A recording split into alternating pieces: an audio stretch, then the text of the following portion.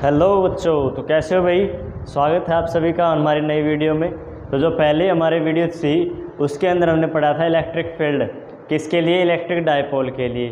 तो आज हम उसके बाद जो आपका टॉपिक है इलेक्ट्रिक डायपोल का, उसी को आगे डिस्कस करने जा रहे हैं। इलेक्ट्रिक डायपोल को जब हम किसी भी एक्सटर्नल यूनिफॉर्म इलेक्ट्रिक फील्ड में रखेंगे तो क्या होता है। ठीक है, तो बने रहिए और देखते रहिए, एंड तक वीडियो को ज़रूर देखना ताकि आपको जो टॉपिक है पूरा क्लियर हो जाए। ठीक है, तो चलिए स्टार्ट करते हैं बिना किसी देरी के।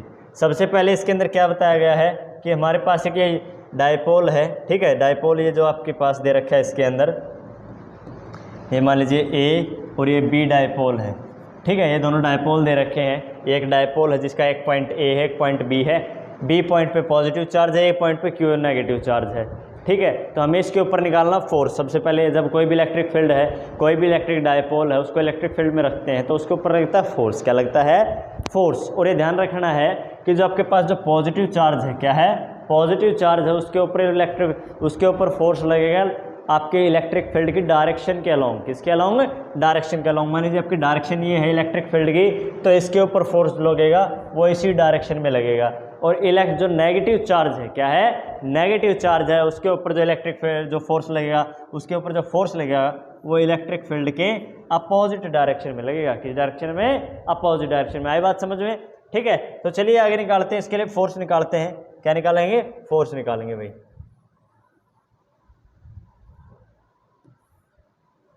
क्या निकालेंगे? फोर्स निकालते हैं।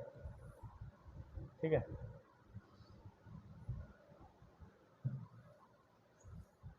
फोर्स निकालते हैं। चलिए सबसे पहले हम निकालेंगे फोर्स।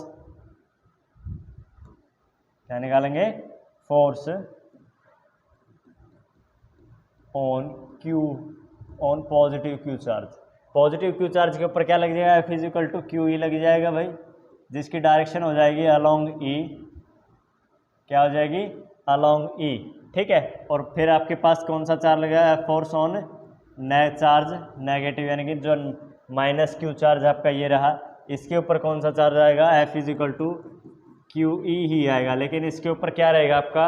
जो नेगेटिव आपका जो डायरेक्शन है, क्या है? डायरेक्शन है चार्ज फोर्स की, वो क्या हो जाएगी? अपोजिट हो जाएगी। किसके? इलेक्ट्रिक फील्ड के अपोजिट हो जाएगी। तो निकालो, चलो लिखो इसके अंदर अपोजिट टू इलेक्ट्रिक फील्ड की डायरेक्शन जो आपके है। ठीक है, आगे देखो, अगर देखोगे तो आपके पास पॉजिटिव क्यू के चार्ज के ऊपर भी वही आया है, नेगेटिव क्यू चार्ज के ऊपर भी वही फोर्स आया है।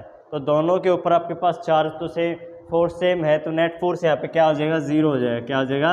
F net is equal to zero. क्या हो जाएगा? F net is equal to zero. F net यहाँ पे जीरो हो गया। लेकिन अगर देखोगे तो इसके ऊपर जो आपका फोर्स है वो एक पे तो इस डायरेक्शन में लग रहा है। किस डायरेक्शन में? इस डायरेक्शन में, और दूसरे पे इस डायरेक्शन में। तो इसके कारण यहाँ पे एक टॉर्क प्रोड्यूस हो जाएगा। क्या हो जाएगा? टॉर्क प्रोड्यूस हो जाएगा। टॉर्क निकालेंगे तो हमारे पास निकालते हैं, चलिए टॉर्क निकालते हैं।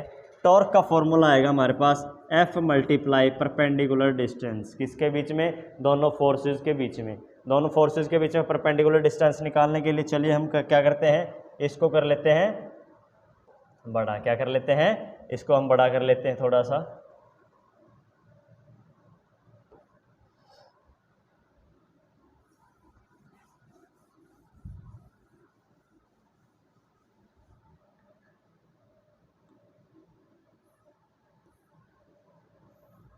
ठीक है, इसके लिए हमें क्या करना है? अभी अपने को निकालना दोनों फोर्सेस हैं ये और ये, दोनों जो फोर्सेस हैं इन दोनों के बीच में क्या निकालना? परपेंडिकुलर डिस्टेंस निकालना है। उसके लिए हम क्या करेंगे, यहाँ पे जो आपका जो इसकी लाइन ऑफ एक्सेस है, क्या लाइन ऑफ एक्शन है आपकी माइनस क्यू चार्ज की, उसको पीछे थोड़ा एक्सटेंड करेंगे ऐसे।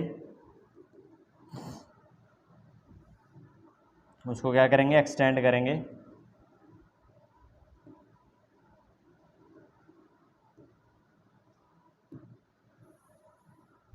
ऐसे एक्सटेंड कर दिया। ठीक है, सिमिलरली हम क्या करेंगे, ऊपर वाले को इसके जो लाइन ऑफ क्या है आपकी लाइन ऑफ एक्शन है, उसके ऊपर परपेंडिकुलर डालेंगे। तो परपेंडिकुलर उसके ऊपर क्या आ जाएगा? ये ऐसे परपेंडिकुलर डल जाएगा। क्या डल गया? ये परपेंडिकुलर डल गया। ठीक है, तो कहने का मतलब कि आपके पास यहाँ पे कौन सा एंगल आ जाएगा? 90 डिग्री का एंगल आ जाएगा भाई। कौन सा एंगल? 90 डिग्री। ठीक है, अभी यहाँ पे जो एंगल है वो थीटा है, तो यहाँ पे कौन सा एंगल रहेगा? वो भी थीटा ही रहेगा, क्योंकि जो इलेक्ट्रिक फील्ड लाइंस हैं वो एक दूसरे के पैरेलल होती हैं। क्या रहती हैं? पैरेलल। तो ये दोनों एंगल कौन से हो जाएंगे? कॉरस्पॉन्डिंग एंगल हो जाएंगे। तो आपके पास जो डिस्टेंस है उसको मान लेते हैं हम एक्स, क्या मान लेते हैं एक्स, ठीक है। और ये जो परपेंडिकुलर, ये परपेंडिकुलर है हाइपोटेन्यूज है, हाइपोटेन्यूज यानी कि डायपोल लेंथ, डायपोल लेंथ क्या होती है आपकी 2a होती है भाई, क्या होती है 2a, क्या होती है 2a होती है, ठीक है। ये कितनी है 2a है। तो क्या करेंगे हम इस 2a को और इस देखेंगे इन दोनों के बीच में क्या रिलेशन है। तो इन दोनों का जो रिलेशन है उस वो होता है साइन थीटा, क्या होता है साइन थीटा। साइन थीटा निकालेंगे तो साइन थीटा क्या होता है, साइन थीटा आप देखोगे तो होता है परपेंडिकुलर अपॉन हाइपोटेन्यूज, क्या होता है परपेंडिकुलर अपॉन हाइपोटेन्यूज, क्या होता है भाई परपेंडिकुलर अपॉन हाइपोटेन्यूज। परपेंडिकुलर आपके पास क्या है एक्स है, हाइपोटेन्यूज 2h है, x/2h हो जाएगा, x/2a हो जाएगा। तो यानी कि x की वैल्यू क्या आ जाएगी, x की वैल्यू आ जाएगी आपके पास 2a साइन थीटा। यानी कि जो परपेंडिकुलर डिस्टेंस है आपका ये वाला, ये आ गया है हमारे पास x = 2a साइन थीटा। और फोर्स आपका होता है QE, क्या होता है टॉर्क = फोर्स आपका होता है QE मल्टीप्लाई परपेंडिकुलर डिस्टेंस आपके पास 2a साइन थीटा, क्या है 2a साइन थीटा। ये आपके पास आ गया फोर्स आ गया, ये आपका परपेंडिकुलर डिस्टेंस आ गया। तो टॉर्क निकालोगे क्या आ जाएगा 2a QE साइन थीटा, ठीक है। अभी अगर आप देखोगे तो 2AQ ये क्या होता है आपका डायपोल मोमेंट होता है, क्या होता है डायपोल मोमेंट होता है।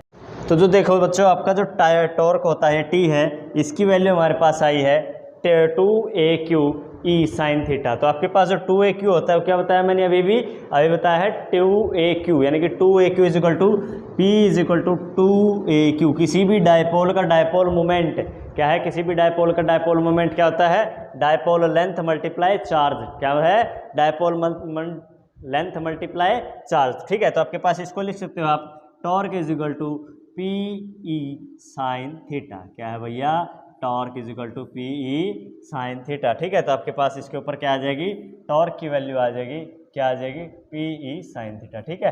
ये देखो अभी आगे इसको हम थोड़ा सा क्लियर कर लेते हैं।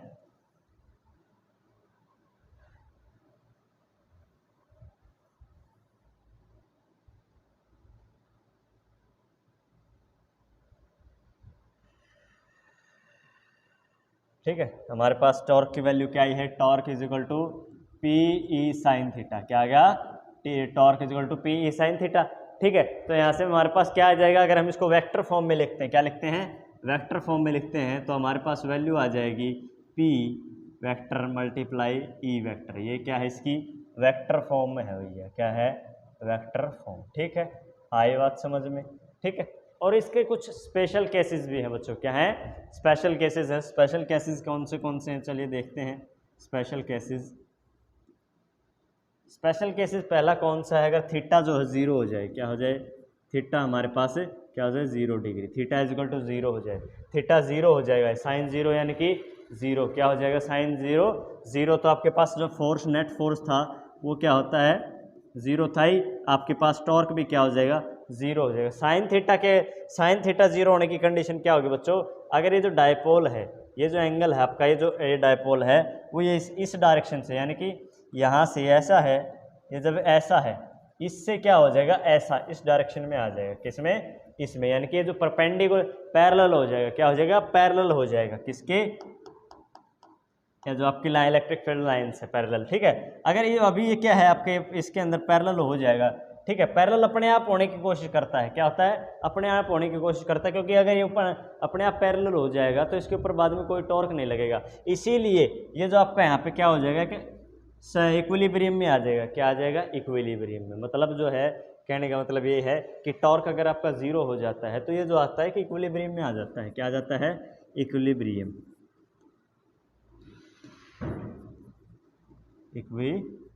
में, ठीक है। और इक्विलिब्रियम, इस इक्विलिब्रियम को बोलेंगे स्टेबल इक्विलिब्रियम। क्यों, क्योंकि इस इक्विलिब्रियम में अपने आप आता है, क्या आता है अपने आप आता है। टॉर्क लगने के बाद जैसे थीटा एंगल है ये 0 हो जाएगा ऑटोमेटिक, इसीलिए इसको बोलते हैं स्टेबल इक्विलिब्रियम।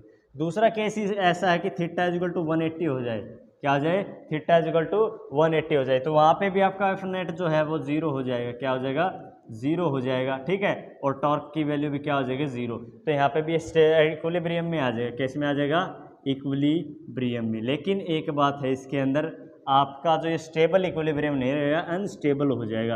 अनस्टेबल क्यों हो जाएगा, क्योंकि यहाँ पे जो आपका ये जो डायपोल है वो ऑटोमेटिकली अपने आप नहीं गया है, यानी कि ये जो पॉजिटिव क्यू चार्ज है, यानी कि क्या है, पॉजिटिव क्यू चार्ज है, इधर वाला जो चार्ज है वो यहाँ जाए और ये इधर आ जाए, लेकिन ऐसा कुछ नहीं है, ये अपने आप ऐसे नहीं जाएगा इतनी दूर। लेकिन हाँ, ये जो चार्ज है वो इधर आ सकता है और ये इधर आ जाएगा ऑटोमेटिकली।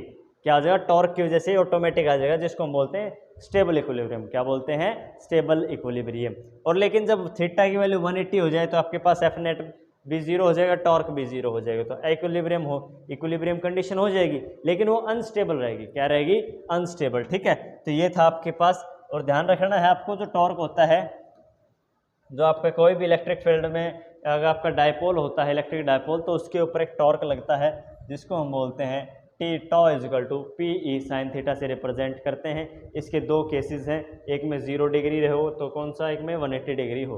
0 डिग्री में स्टेबल इक्विलिब्रियम में रहता है, 180 डिग्री में अनस्टेबल इक्विलिब्रियम में रहता है। ठीक है, तो आज का जो टॉपिक है हमारा यहीं पे ख़त्म होता है। आशा करते हैं आपको समझ में ज़रूर आया होगा। किसी भी प्रकार की कोई भी समस्या कमेंट बॉक्स है आपके पास, अवश्य बताएं। अगर वीडियो पसंद आई हो, कुछ टॉपिक समझ में आया हो, तो लाइक कीजिए, चैनल को सब्सक्राइब कीजिए और शेयर कीजिए। Thank you.